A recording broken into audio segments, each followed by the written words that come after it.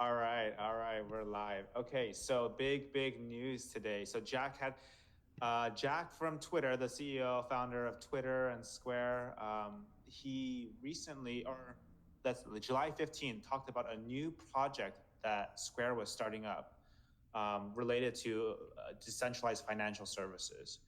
Um, they talked about this thing coming, and on the recent earnings call, they said that they would release a white paper today. And so if you scroll down on this thread where Jack's talking about this new thing, they made a Twitter account just for this project, right there, tbD. Scroll up, right there. Okay, we made a Twitter. Yeah. Boom. So today on this account, which is it's blowing up. I think I was one of the first ones to see this because I put my notifications on for every single notification from this account today, and they released this white paper here. Yeah. So basically, this white paper we'll do a deep dive. The first deep dive into this white paper, which is tbDEX. So TBD, it's not does not stand for to be determined. Apparently, it stands for something else. Um, Yeah, I think it was like a joke kind of thing yeah. because they were like at first they're like, oh, the name is TBD, but And then I think they just went with like, hey, the name is actually TBD. see, TBD is not a good name. Too bad, dude. and then, yeah, and then later, Jack said to be dynamic. It's like I don't think TBD is a very dynamic name. To be dynamic, and eventually, like They just everyone went with kept making fun of him that he made the actual project called TBD, which yeah, is yeah, yeah. which is kind of interesting. But yeah, this is cool. tbDEX, we're one of the first ones to start it. As you can see, there were only 3 people starting it. Now we're one of the first 22 people to dive into this project. All right, let's get into it, man. Let's Okay, get into it. let's What do is it. Let's this? do it. So everybody knows the Bitcoin white paper. It was monumental.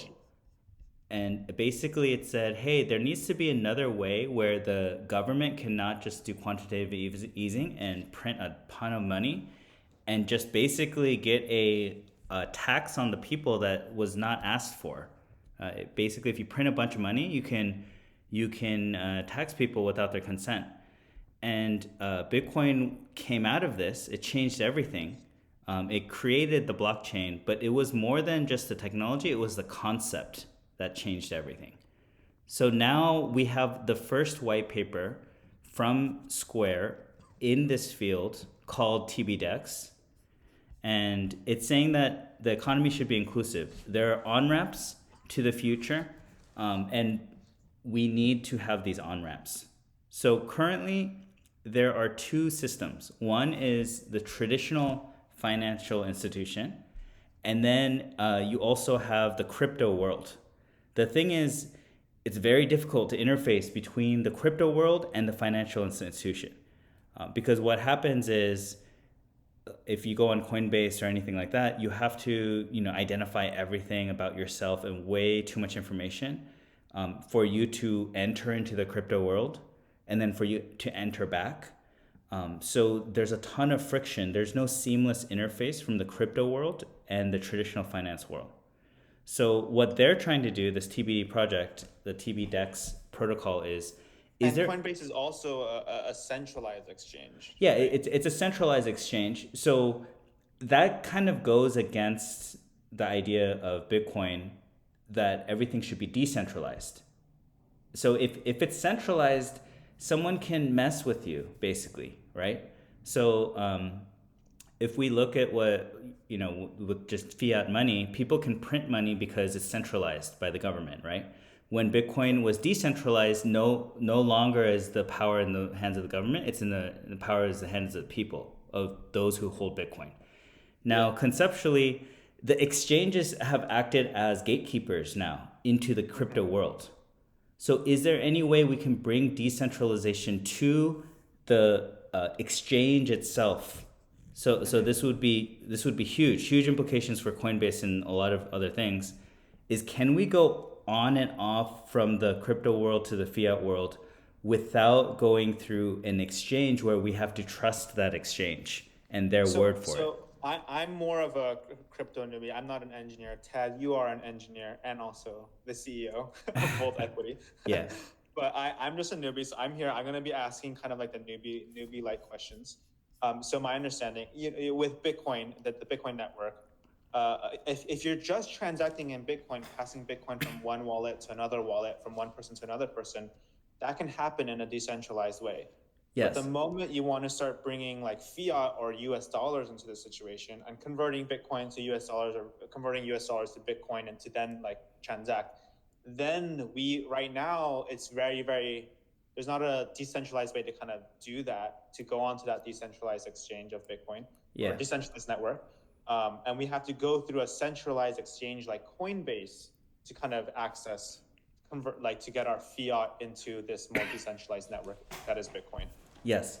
And the problem with that is, like if we look at the history of Bitcoin, there was the most popular exchange back in the day was called Mt. Gox, and it was centralized. So even though Bitcoin was decentralized, Mt. Gox was centralized. Someone hacked them, and all that Bitcoin was lost. So basically, people still had to trust these exchanges to Yeah, I'm hold like, the majority of their Bitcoin. yeah. So instead of trusting like these banks, which is like the current financial like kind of world, I'm starting to trust Coinbase. I have to trust Coinbase to some Yeah, degree. yeah, exactly. For you to actually take it off the system, and like as the on ramp, like on ramp and off ramp, and there's a risk. Like when you move it from your hardware wallet into Coinbase, there's a risk while it's at Coinbase that something can happen to That Coinbase. makes sense. Okay. So, what this would create, though, the implications are huge. So, if you have a decentralized exchange, you can actually enable so many other things. So you don't have to like you could basically pay for a lot of things in Bitcoin, and like say someone wanted cash, it could be sent over the Bitcoin Lightning Network and then convert back into cash almost instantly, without there having to be some intermediary exchange that holds like a bunch of Bitcoin and will act like a bank and have all the things that were wrong with the previous financial system, which is like to settle these transactions it takes 3 days and all that stuff. We don't have to do that if there could be a pure decentralized protocol that handles that aspect of the exchange. Okay. Yeah. Cool. So So how is this done? so here's some challenges, right? Fiat is completely regulated. Traditional is trustless. So you basically have two like absolute extremes, right? One is like a spaceship, and then the other one is still on like horse and carriage. So is there any way we can somehow interface and combine these two worlds without becoming one or the other, right?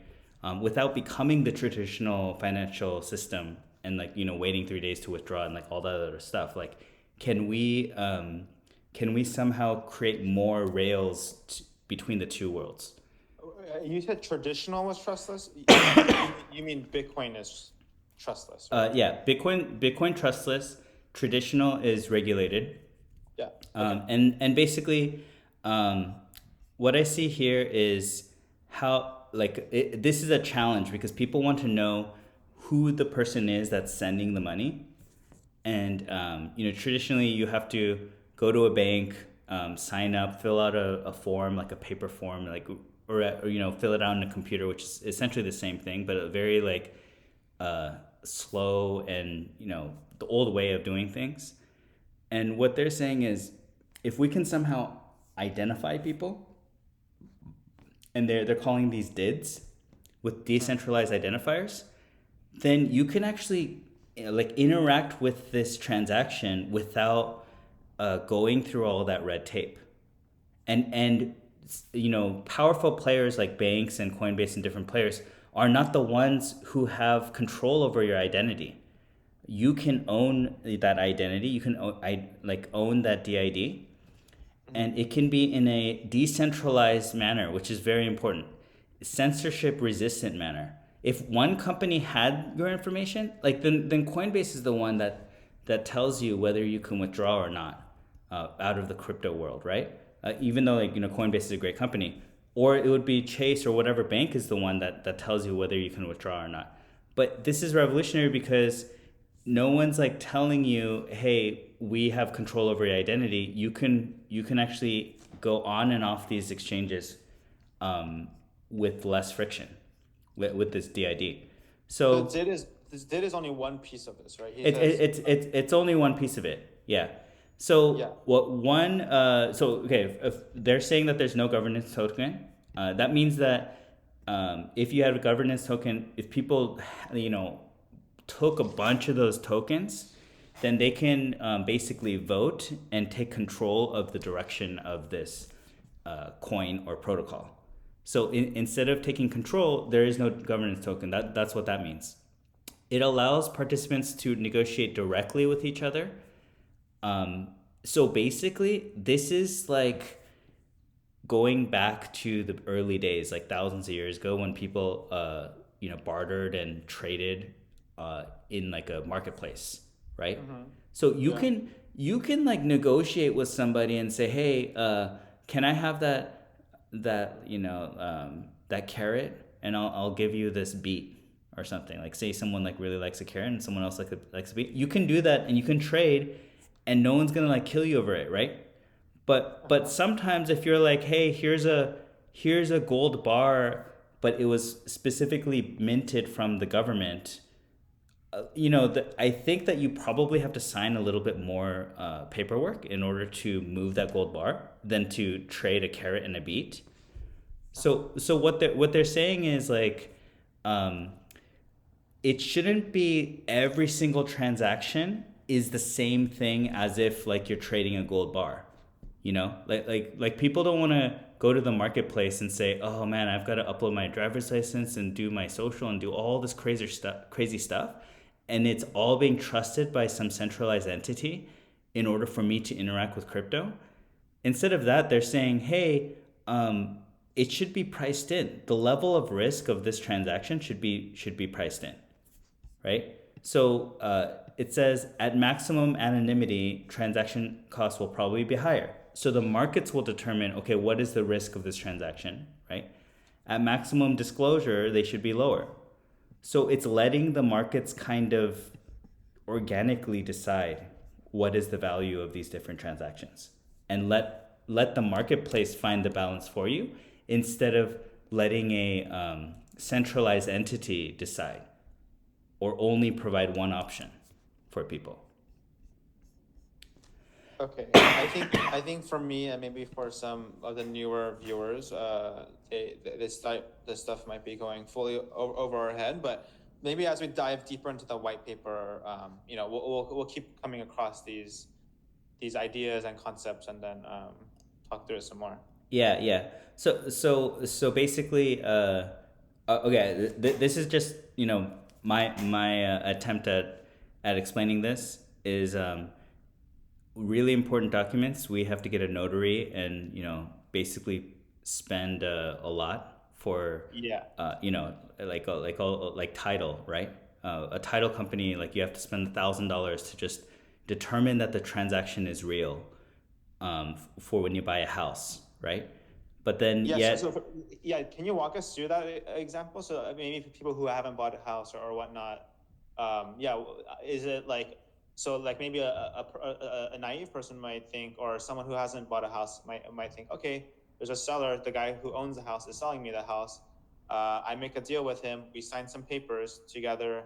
He has my signature that I'm gonna pay him, and then I give him the money. yeah. So But it doesn't happen that way today. yeah. So the old way though is like, if you think about it, before computers, what were you supposed to do? I mean, basically, someone can just stand in front of a mansion and just say, "Oh, this is my house. I'm selling it. Like, here you go. Sign these papers." Right? So people could just do that and basically make millions of dollars, and then Even walk if they didn't away own the house. as if they own the house when they don't own the house, right? Yeah. So what a title company does is that they have a whole bunch of people like in an office like doing papers and stuff. So if you work at a title company, I apologize, but essentially all they're doing is they're just looking at paperwork and they're just manually checking, and they're like, hey, the records show that someone else actually has title over this house or has a gigantic lien, which is like a loan.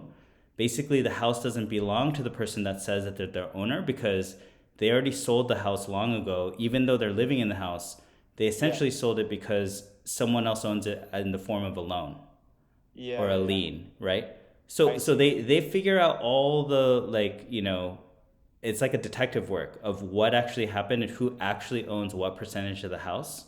I But see. I that's see. all done manually, so that's why it would cost like $1,000.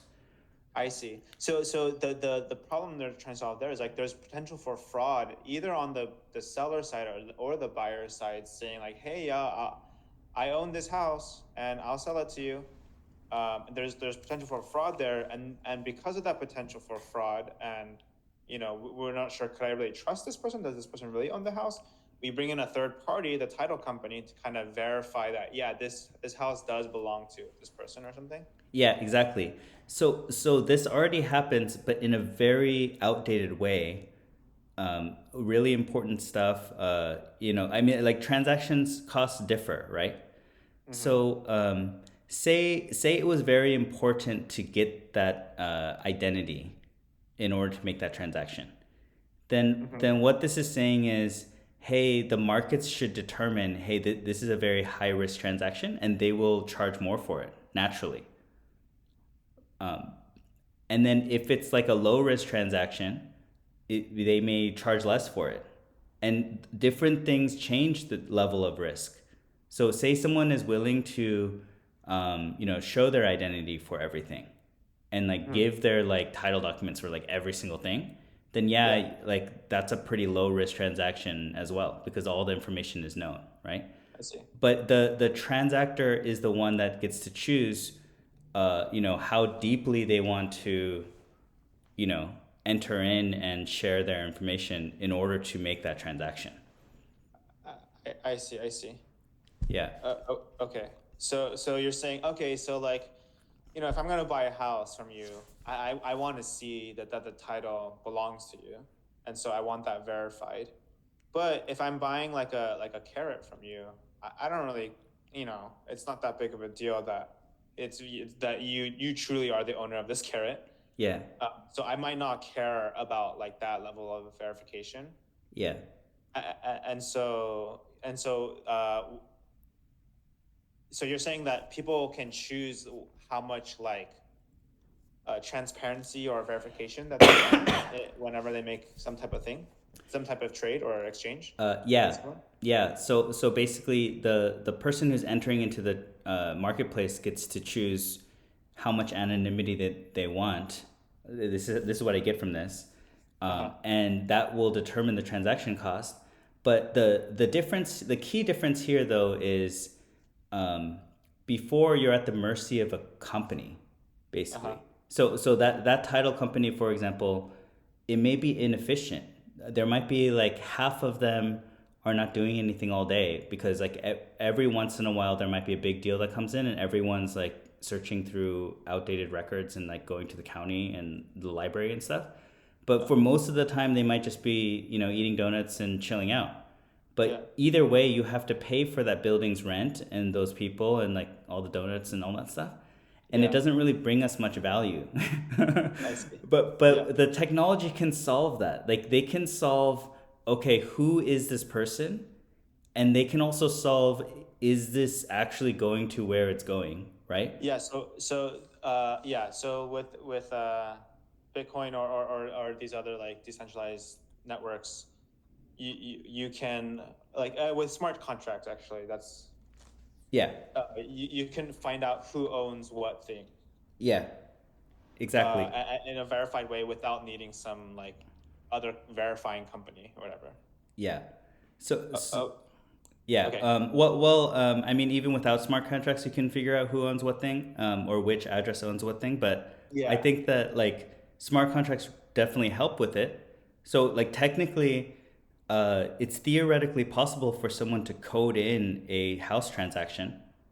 So if you were to buy a house, like in Bitcoin, you can code in like, hey, make sure that the title is that person. And if it is the title for that person, then move the Bitcoin over to buy the house.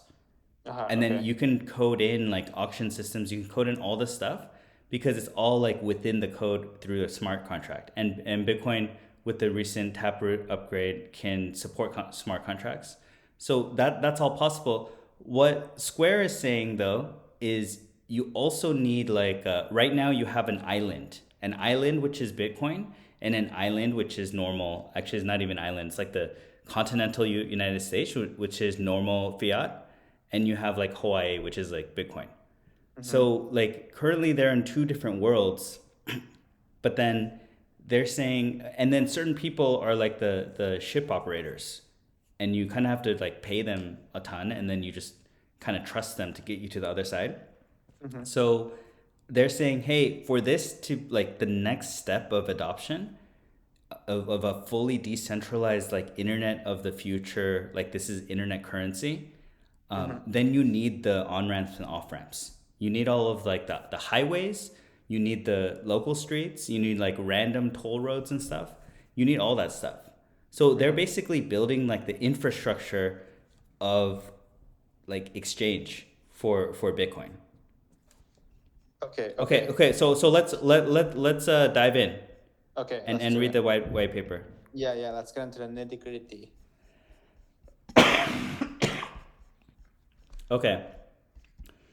Liquidity protocol, discovering liquidity and exchanging assets. Oh, interesting. It can be for real world goods too. Yeah, I think that's the smart contracts part of it, right? It's Yeah, like yeah. yeah. So I mean, you could use it to like exchange NFTs, and NFTs can be anything.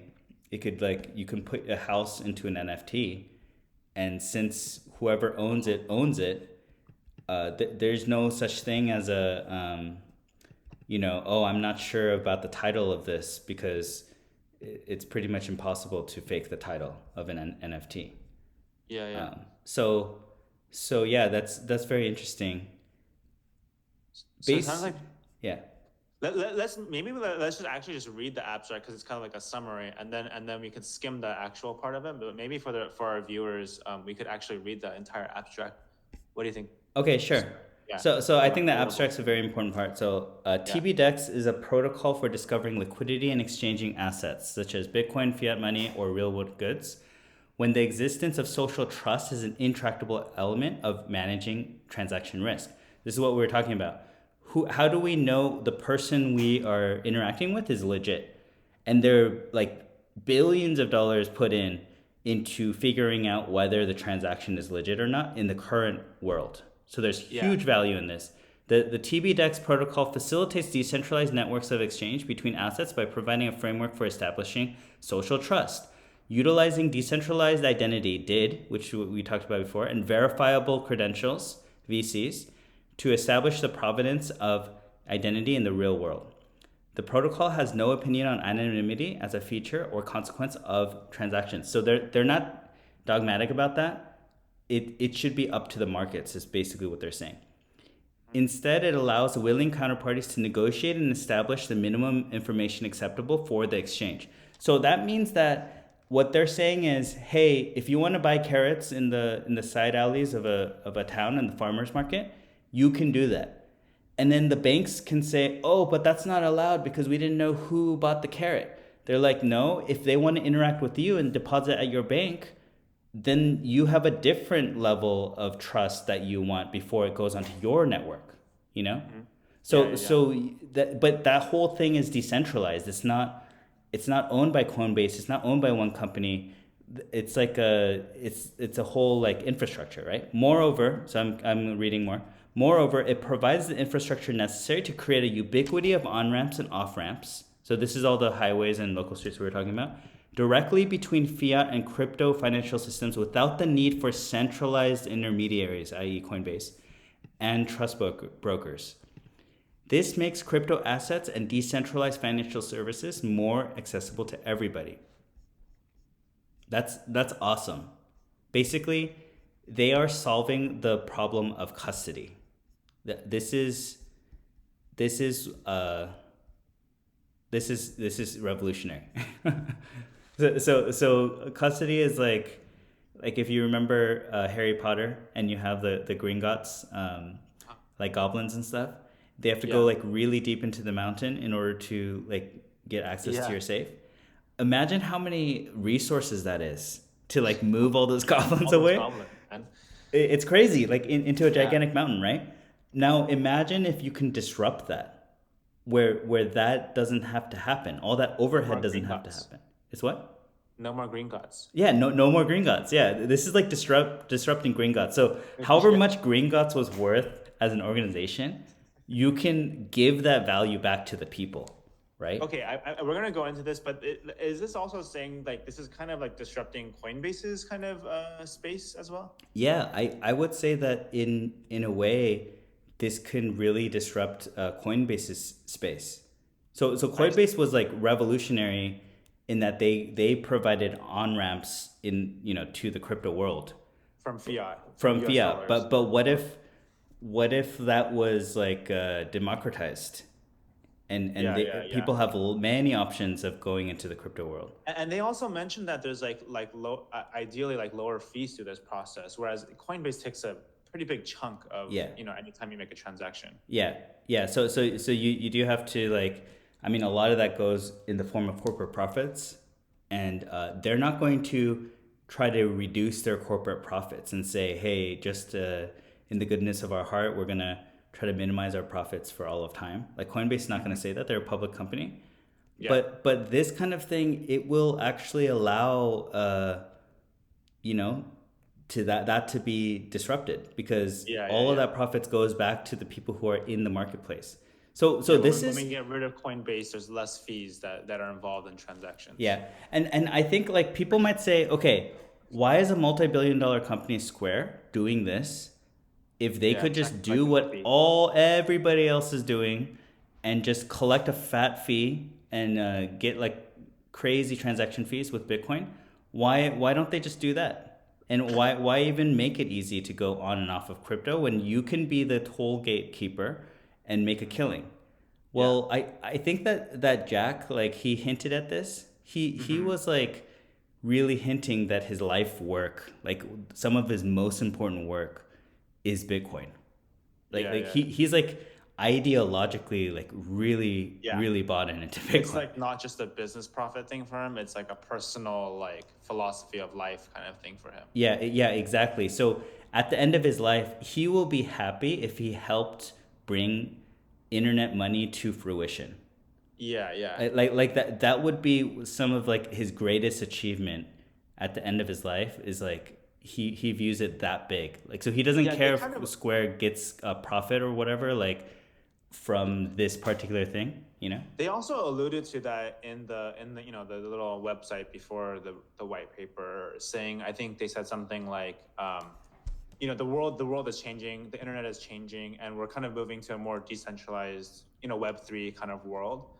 And so businesses need to shift the way that they create value and they have their business models based off of, and so they need to shift into that. And so I think they are kind of just acknowledging that, and they're kind of embracing that shift and saying we're not going to be making money the same way that we used to in Web 2 world. Yeah. And I think that's a good point. Basically, Web3 is, Web2 is you have centralized servers. The company owns the server, they manage it, but they can get hacked, and then, millions of people do not have access to that site or whatever because it's all centralized in that one company, right? But Web3 is saying, hey, what if it's completely decentralized? Not one company can, like, not one person can hack it. It's basically unhackable, but it's also like not one company can, take it down or Yeah. like control it. Like, what if it was just a beast, right? And in a decentralized world, and Web3 like enables a lot of that through decentralization and using blockchain technology, which is here to stay, right? Yeah. So I think that on that concept, this furthers Web3 If you Yeah. can actually go like decentralized exchanges, you decentralize everything. And if this Yeah. is the future, then that totally makes sense. Right now, I would say Web3 is in the beginning stages, but it's very exciting. The field will grow like by leaps and bounds. I think because of just the potential of what decentralization will do. Like if we can disrupt exchanges and like Gringotts in just this one way, what Yeah. Yeah. about Yeah. all the other ways that you can disrupt with decentralization? So Yeah. Yeah. yeah, okay. So 1.7 billion lack access to the banking system. Now let's see why. Right, 2/3 own a mobile phone, but they don't really have access to the bank. So, why? It's because they're not worth it, essentially. So, if a person has to interact with you and then they have to say, hey, who are you? Are you like a big important person or not? And then the person says, no, I'm not a big important person. I only have $100. Then the bank just says, get out of here. like we're gonna charge you $20 a month, which essentially means get out of here because we're gonna take your entire thing in fees, and you Yeah. cannot keep your money safe, and you have to keep it under your bed. So this is saying 1.7 billion people are living this way, and we're okay with it because we're like, we thought that there was no other way. There has to be a person there to interview you, person there to intake you at the bank. There has to be a very secure building, which might cost millions of dollars. But what do you do if the people in that community only have $100, right? And then if Hmm. they're like constantly getting their cash stolen from under their bed because everyone knows they keep it under their bed, how are they gonna like get out of this cycle, this poverty trap? Yeah. So this can change the lives of billions of people if they have access to modern financial services without the overhead that is caused by not having proving, not being able to prove creditworthiness and Yeah. not being able to pay account fees. But why should there be recurring account fees? Like Yeah. right now, banks are in trouble because there's no interest rate. The interest rates are pretty much zero, but they're stuck in between a rock and a hard place because they have no other way to make money other than account fees. So Hmm. like, and they have all this infrastructure and like multi-million-dollar buildings. So Yeah. what are you supposed to do other than like basically leech off people's accounts? But if they're Yeah. Yeah. leeching Yeah. off people's accounts and you only have $100, they're not going to want you as a client. It's not worth Yeah. it for them to spend a person who's being paid $20 an hour to intake you for an hour. Like Hmm. it's just not worth it, right? Yeah. So this is huge because now you can actually democratize the bank and get everybody to have access to this. Because a lot of people have access to smartphones. They don't necessarily have access to a bank because the bank is so old and has so Yeah. much Yeah. overhead, That makes right? sense. Higher We're barrier to entry for the bank. Yeah. So this will enable all people to exchange value and transact with each other globally. So Yep. this is pretty crazy, right? Yeah. So right now, if you're gonna sell something, and you're some like a random seller, um, it's very very difficult for you to sell beyond your local area. I mean, yes, if you had a lot of money, you can set up an account and do credit card processing and like all this other stuff. But again, if you're one of those 1.7 billion people, you have a random bracelet and you're just live in a village in Africa and stuff. What this would allow is instead of just the people in your local area, there might be someone in San Francisco or something sees that and wants to buy that bracelet, or it says like, hey, that's pretty cool. What if at the as simple as going on your phone, tapping it, sending to that address, there's Yeah. no like currency exchange, nothing, and Yeah. that person can use it to buy food like the next day, like the exact same day. Yeah. That would be crazy. That's a That's cool. Yeah. truly global economy. But in order to have a global economy, you need global rails. Yeah. And Yeah. for Financial. digital Yeah. currency, you need digital rails, and that's what tbDEX is trying to do. Okay. Cool. Okay. So they're trying to enable that everyone's be able to access that. Yeah. And they're saying that the gatekeepers, the cost, the complexity, unintelligibility of the process, it's basically all of these like hodgepodge things, right? Yeah, so it's saying like Bitcoin, the decentralized service, it's there, but to access that right today, in today's world, it's very there's a lot of issues.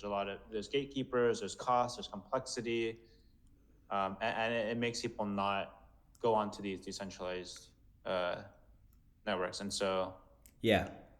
Yeah, exactly. okay, So this is wait, let's scroll up a little bit more. uh-huh. Just I think the final two paragraphs are kind of a nice summary. Like, Yeah. yeah. So protocol provides a framework for creating on ramps and off ramps from systems of fiat to cryptocurrency without the need of going through centralized exchanges. The protocol affords for the secure exchange of identity and mechanisms for allowing participants to comply with laws and regulations. So this isn't some like, oh, we're going to be completely anonymous. It's just allowing for many ways to interact, and including the ways of identity, but to the amount of identity that type of transaction requires. Uh-huh. Right now, no one asks you for your social security card in order to buy a hamburger at McDonald's, right? Yeah, yeah. And in the same way, nor is that necessary. So Yeah. if for that to actually mimic itself in the Bitcoin world, then it should allow that too. Yeah. Yeah. At its core, the tbDEX protocol facilitates the formation of networks of mutual trust between counterparties that are not centrally controlled. It allows participants to negotiate trust directly with each other. We don't need a counterparty. That's the whole idea behind Bitcoin, is it gets rid of counterparty risk, right? When you send a Bitcoin from one person to the other, there is like basically that was on your will, and if you receive it, that's on your will. You cannot like lose it because you're trusting somebody. Like if you put it at a bank or whatever, Mhm.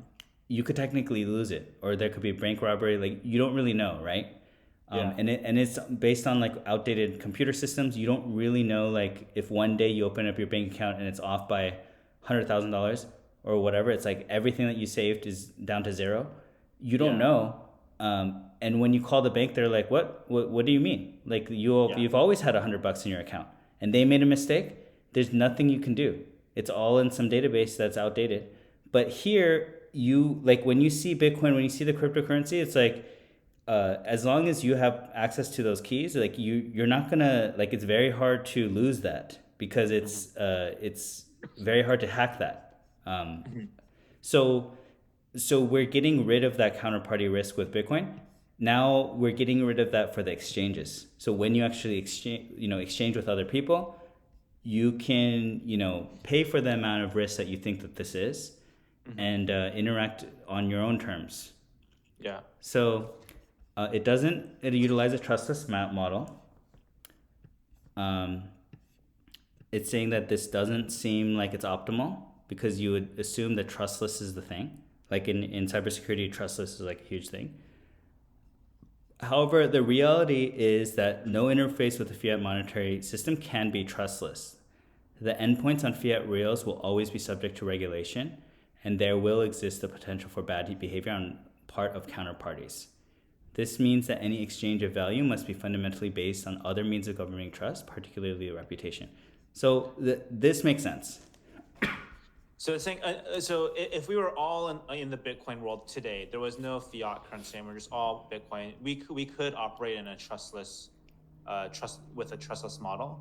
But Yeah, today, when we're in this hybrid world of the old financial system yeah, and then these decentralized networks that are trustless, we have to, if to connect those two worlds, at some point there needs to be some level of trust. yeah, exactly. And and there, well, yeah. So different players have different levels of trust that they require, right?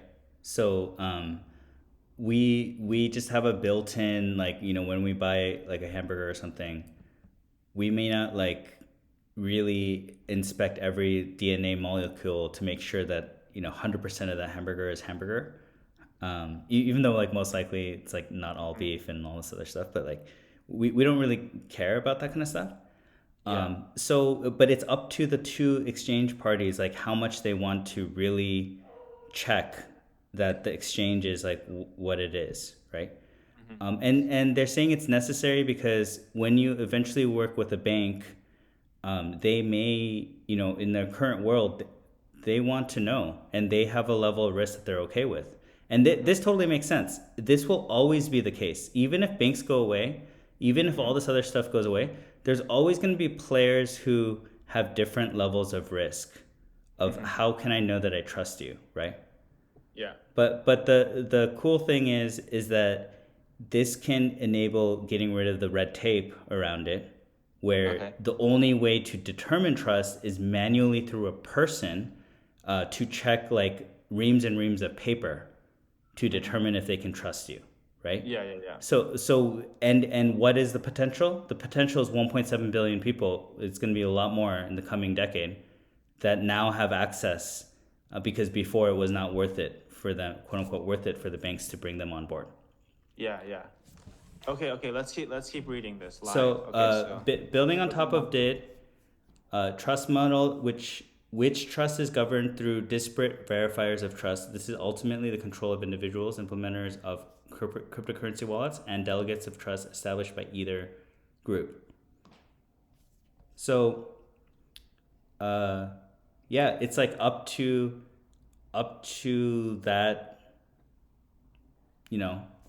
yeah, the that trust entity. is governed Yeah, and controlled by the different parties. yeah, yeah, exactly.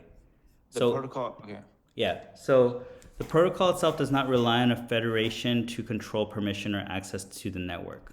There is no governance token. Okay, so essentially there's no committee, there's no like one person that determines. Yeah. Yeah.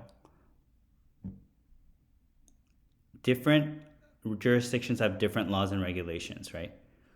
And they Okay. have different risks. So Yeah. this is all like makes sense. Yeah, so it's saying like, yeah, like kind of what you were saying in the back alley. Maybe I don't need. I don't need the deed to tell me that you own this carrot. I'm okay without that. I don't need that amount of trust, and so I'm okay with like a lower level of, or a higher level of anonymity or like trust, or not having to trust in you. Yeah. But when I'm buying a house or whatever, and my bank gets involved, like they really want to know, and so they'll have higher levels of a higher standard of trust that they. Yeah, exactly. Exactly. And say excuse me. So yeah. Excuse me, it's a Yeah, varying levels of risk tolerance influenced by price and other incentives, right? Yeah, so if the carrot's like $1 or 25 cents, like low risk for me, and so that affects my level of risk that I'm willing to take. yeah, and how much you're willing to pay for that.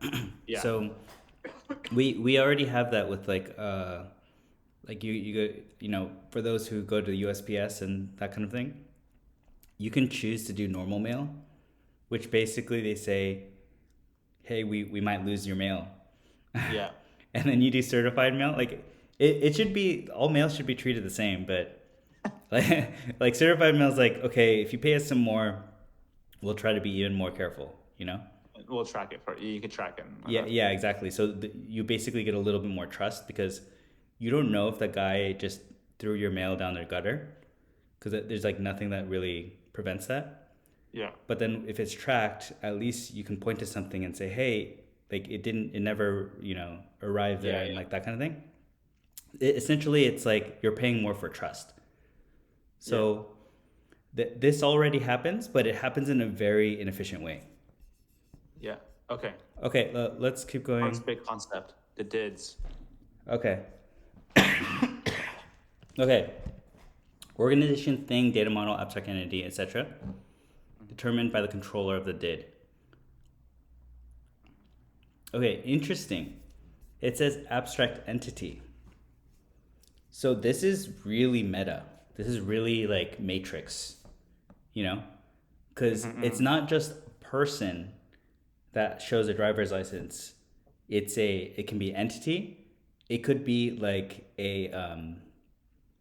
like what if you have a computer program that does something, right? Like it's a, buys and sells stuff or like facilitates something, and it's all doing it programmatically. You can determine what it is, like through the did, even though it's not a person. It has its own like identity. Yeah, This program has an identity. yeah, This computer, in a sense, yeah. yeah. So that this is interesting because right now there's a ton of lawyer money that's put into like things like trusts, right? And trusts are essentially just a legal document that just says this is what they'll do with this money. And a bunch of lawyers that are paid like way too much are just determining like, okay, well, I guess that was okay that the money was spent that way. Okay, I guess it was okay that it was spent that way, right? But what if you could just have a did, and it's like, working within a smart contract, and the only purpose of the trust is to split it 10 ways or something, then it just keeps splitting it 10 ways, right? And it has the permission to do that, right? Yeah. So an example of a trust, for those who are not familiar, it's like I think wealthy people often have a trust set up for their kids or something, right? Yeah. Where they kind of set up rules of how the money in that trust that they put in that trust will be distributed to their kids. Like, oh, only give it to them if they go to college or something like that, right? Yeah, exactly. So, I mean, not just wealthy people. Like, people do it with like even $100,000 or whatever. But Yeah. they in the U.S. that's like a lot of people have that by the time that they are retired. Yeah. So it's just kind of like but you have to pay like a huge amount to lawyers, like thousands of dollars, and that's very painful. Just to get it to do something that's very basic that people have wanted like since the very beginning, you know? Yeah. But now technology can finally like disrupt this. So, Oh, okay, shoot. I have to. okay, sure. Yeah, why don't you continue this? Because I have to go somewhere. Yeah, So I'll cool. be back. But Cool. yeah, Okay, I'll take join later. care. See ya. Okay, see ya. Okay. Uh, dids. So dids are linked to did documents. Metadata file that contains two primary data elements: cryptographic material, and routing endpoints. Okay, so the did owner can prove control over the associated did through this. Okay, so this is basically like how do you show that you actually own this? That could be your public keys, or it can show like some type of signature saying that only the did owner is able to do that. Routing endpoints for locations where one may be able to contact or exchange data with the did owner. Identity hub, personal data storage, and relay nodes. Okay. So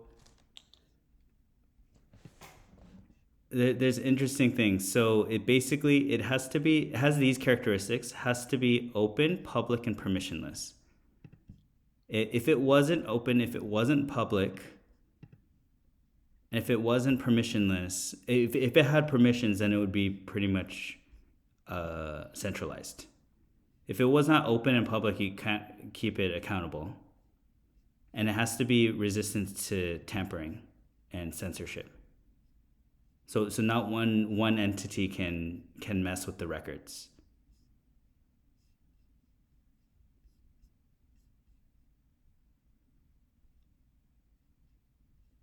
Okay, verifiable credentials are the driver's license. Okay, I'm gonna go a little bit quickly through this.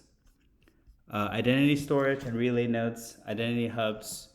Okay, these hubs are basically the databases that keep your identity. They can, I would say, basically secure your data, right? So maybe you trust a particular organization to secure your data, like your driver's license and that kind of thing, and you wouldn't want every single player that you interact with to have your driver's license data. Because in the current day, every single player that you interact with, like that wants a driver's license, they ask you to upload it, and we know how often people get hacked, and the companies get hacked, and all your driver's license and socials and all that stuff gets exposed everywhere, and you get all this identity theft. But this is kind of secures it so that it's not unnecessarily shared everywhere. So in a given, within 5-10 years, you might be uploading your driver's license like many times in the current day for different transactions. But for this one, you don't actually have to do it. Like, you could just do it once, and it double checks with the identity provider that there's only like one or two aspects or one or two areas where they can say, hey, is this person the person that they say they are? And then they just say, yep. And they don't have to tell you, what the driver's license number is. They don't have to tell you like all the other stuff if that party doesn't need it. And most likely they don't need it, because all they need to know is the identity. So interesting. So wallets will be now the exchanges. So you can do, they will be the ones that will check with the identity hubs. You don't have to give the data to another company. And interesting, there's PFIs. So participating financial institutions, this is to make it working with the regulations of that country. So in the US, there's a lot of anti-money laundering laws and those kind of things, and preventing terrorist financing. So those banks require certain things and a lot more information before you can interact with those entities. And this will allow you to on-ramp into those entities as well. This is in a nutshell, this is just like the technical details on how this would be done. But in a nutshell, the main thing here is that it's fully digital. So you can actually cut out a lot of middlemen by making use of the blockchain. Okay, PFI lists, you could have like a list of, what are the good banks and what do they require. This is an example of how to do an on-ramp and off-ramp, which is important, and how it's settled and everything.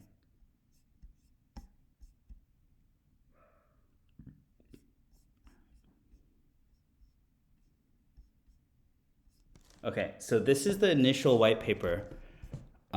This is point 1, so it's not done. It's not like just like when Bitcoin was first released, people didn't know that eventually there was going to be Taproot and smart contracts built in and everything. But the concept of Bitcoin, the concept of digital money, is still alive and well. And the thesis from the original white paper that people cannot just inflate away everything, that was there from the very beginning, and it is there today. So in the same way, like my impression when reading this tbDEX white paper is very similar. This is a really great idea. It's clearly been thought through really well, and it solves real problems, and a real problem that is out there today, which is, how do you determine trust in transactions? How do you do custody without it being in a centralized player, which introduces its own risks? And how do you link the cryptocurrency worlds with the fiat worlds? And I think this definitely brings that forward in a major way.